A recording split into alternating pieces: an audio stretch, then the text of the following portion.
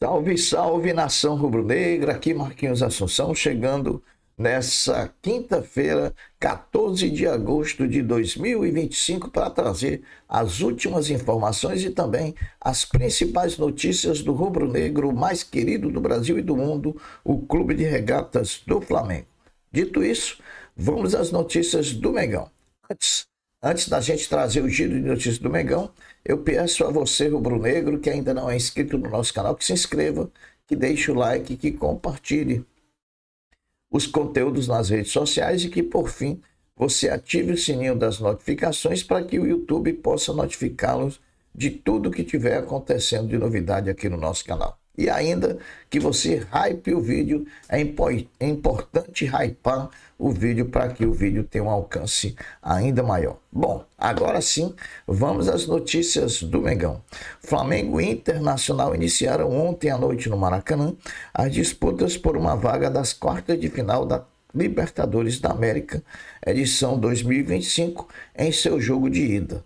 A partida foi acompanhada por um grande público, em verdade 68.543 torcedores estiveram presentes no Maracanã.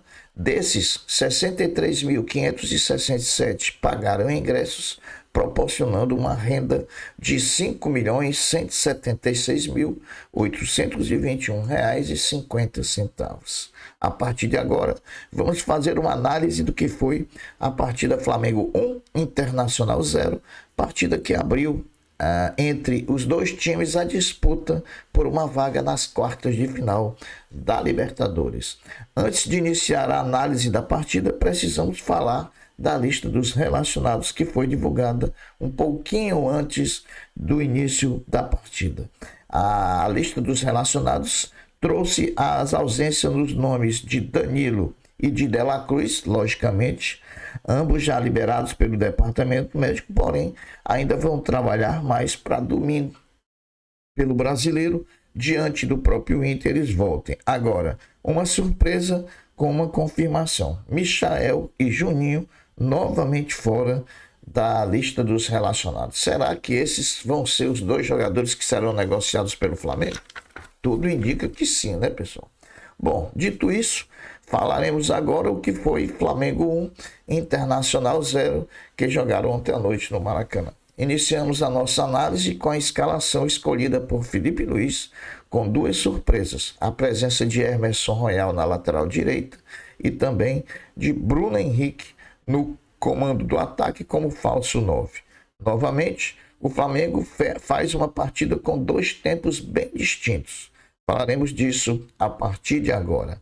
O Flamengo começou a partida, eu diria, como Flamengo, empurrando o Inter para dentro da sua própria área, encurralou os gaúchos, dominou amplamente, poderíamos dizer que foi um amasso. E um placar de 1-0 ao final do primeiro tempo não foi um placar justo, não foi o placar que dizia o que foi o primeiro tempo. Veio o segundo tempo e com isso veio também a queda do desempenho do Flamengo em relação ao primeiro tempo. Tá certo que o Inter pode até ter melhorado, mas falemos a verdade, o Inter é um time bem fraco. Não machucou e nem ameaçou o Flamengo em nenhum momento. Lembrando que no primeiro tempo o Flamengo ganhou por 1-0 com o gol de Bruno Henrique numa cobrança de escanteio em mais uma assistência do Luiz Araújo. O Flamengo mais uma vez com muita dificuldade de matar o jogo e por isso vai levar para Porto Alegre a vantagem mínima de um gol, logicamente com sabedor de que contra o Internacional em Porto Alegre pela Libertadores nós teremos a Arrascaeta de volta. A baixa da partida foi o lateral direito Emerson Royal, que torceu o tornozelo e deixou a partida ainda no intervalo.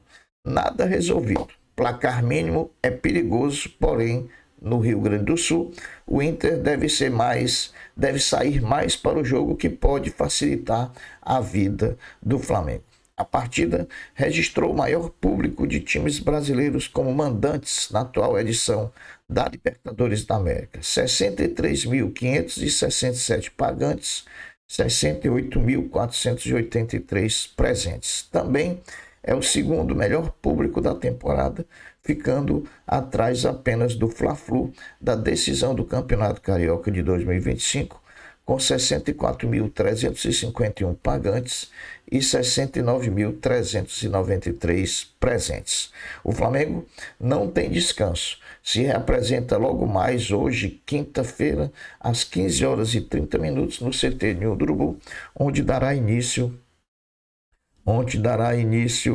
a preparação para enfrentar o próprio Inter, só que domingo pelo Brasileiro, né? O Flamengo treina hoje quinta, treina amanhã sexta e treina sábado pela manhã. Sábado à tarde, o time embarca com destino a Porto Alegre e aí só voltam na quinta-feira. De um jogo de domingo pelo Brasileiro para o jogo de quarta-feira na Libertadores, o Flamengo ficará em Porto Alegre treinando no CT do Grêmio. O Flamengo recusou uma proposta de 2 milhões de euros, 12,8 milhões de reais do Bahia, pelo zagueiro Iago do Sub-20. O clube alegou que não pretende vender nenhum jogador da base até o final da temporada e descartou a venda de imediato do zagueiro.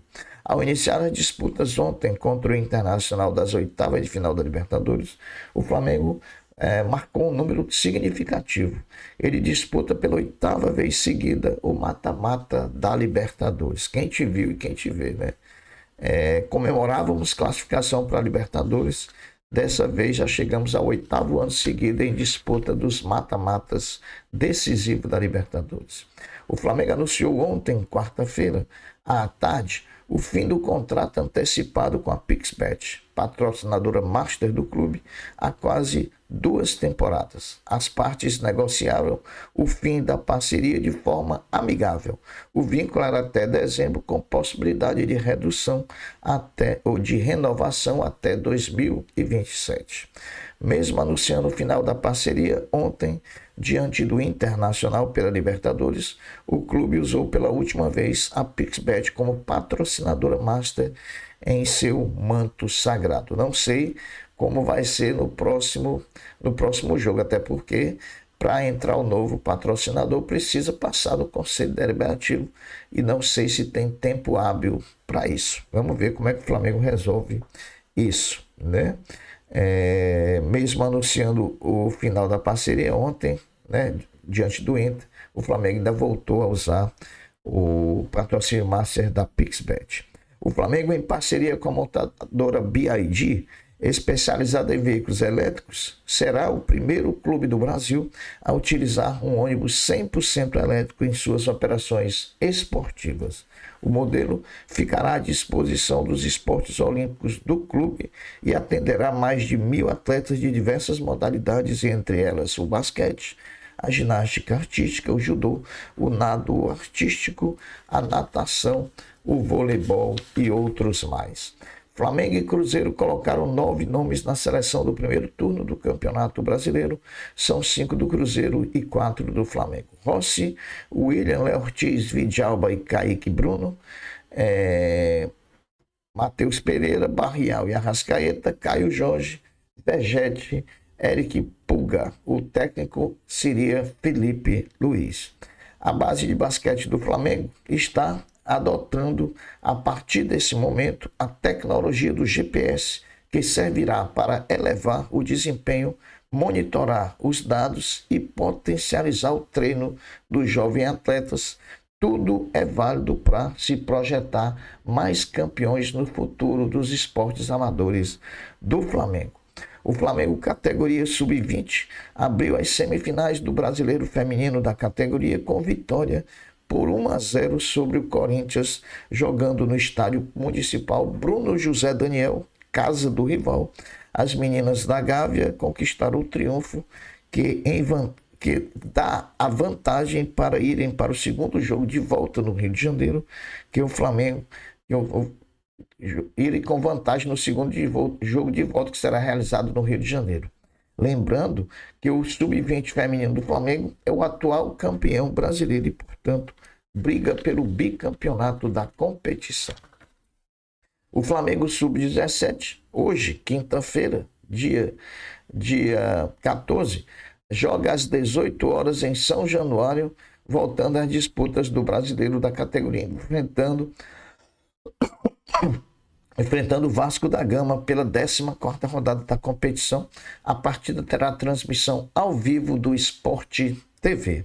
Meus amigos, a LDU, que enfrenta o Botafogo logo mais pela Libertadores da América em suas oitavas de final, usou as dependências do CT Ninho do Urubu para realizar sua última atividade ontem, quarta-feira. Portanto, um gesto amigo do Flamengo, cedendo aí o CT Ninho do Urubu para que a LDU pudesse treinar, ela que joga hoje contra o Botafogo, logo mais no Engenhão. O técnico da seleção brasileira, Carlo Ancelotti, o italiano Carlo Ancelotti, esteve presente ontem à noite no Maracanã, assistindo a partida Flamengo 1, Internacional 0, tentando observar alguns jogadores. Poderia ser Samuel Lino, né? Poderia ser Alan Patrick, enfim, vários outros jogadores ali, sob o olhar do técnico da seleção brasileira. Bom, essas são as notícias do Flamengo. O Flamengo saiu na frente, apesar do placar pequeno, é sim uma vantagem, né?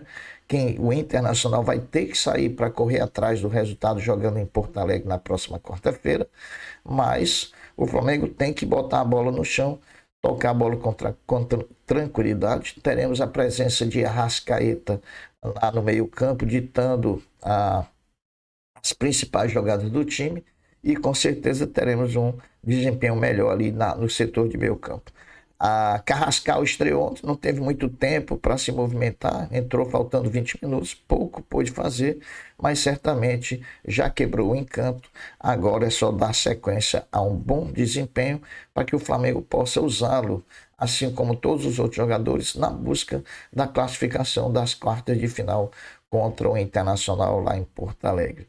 Na outro jogo do chaveamento, o Estudiantes de La Plata foi à Assunção, no Paraguai, e venceu o Cerro Porteño por 1-0.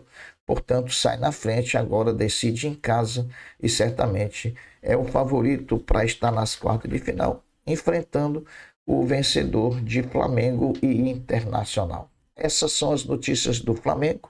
Eu vou ficando por aqui, deixando uma até breve, uma até logo, dizendo fiquem todos com Deus, porque eu sempre estou com ele. Saudações rubro-negras. Fui. Tchau.